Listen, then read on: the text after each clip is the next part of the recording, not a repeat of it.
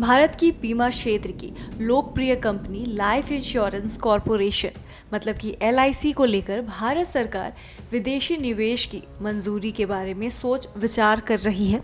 लेकिन चीन के निवेशकों को लेकर भारत सरकार ने सख्त रवैया अपना लिया है। दरअसल LIC का IPO कुछ समय बाद आ सकता है और इस IPO के शेयर में चीनी निवेश को रोकने के लिए भारत सरकार का पूरा फोकस है। गौरतलब है कि LIC देश की सबसे बड़ी बीमा कंपनी है।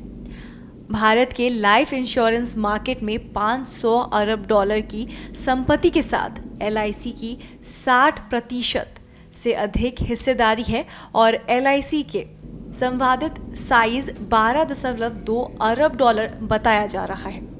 माना जा रहा है कि यह देश का अब तक का सबसे बड़ा IPO हो सकता है, लेकिन भारत चीन के बीच उपजे तनाव के चलते भारत चीन के निवेशकों को दखलंदाजी का मौका नहीं देना चाहती है।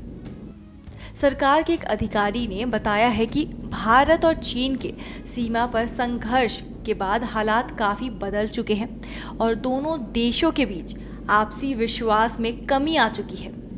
अब पहले की तरह व्यापार करना मुश्किल है।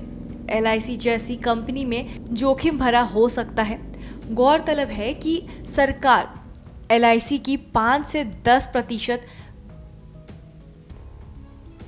बेचकर 900 अरब रुपए जुटाने की कोशिश में है।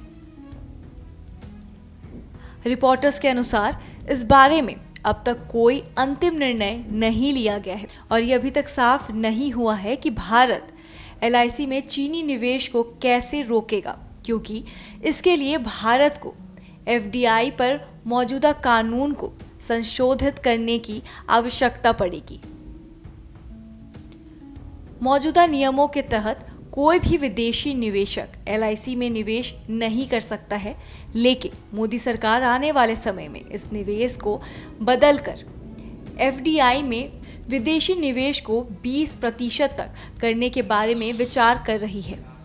बता दें कि भारत चीन के सैनिकों में पिछले साल गलवान घाटी में हिंसक झड़प हुई थी। इसके बाद दोनों देशों के बीच तनाव चरम पर पहुंच गया था। इस हिंसा में भारत के 20 सैनिक भी शहीद हो गए थे। इसके बाद से भारत और चीन के निवेश को सीमित करने के लिए भारत सरकार ने कुछ कदम उठाए थे और चीन के कई ऐप्स पर बैन लगा दिया गया था। भारत में सोशल मीडिया पर भी लोगों ने चीन का सामान ना खरीदने के लिए लोगों से अपील की थी।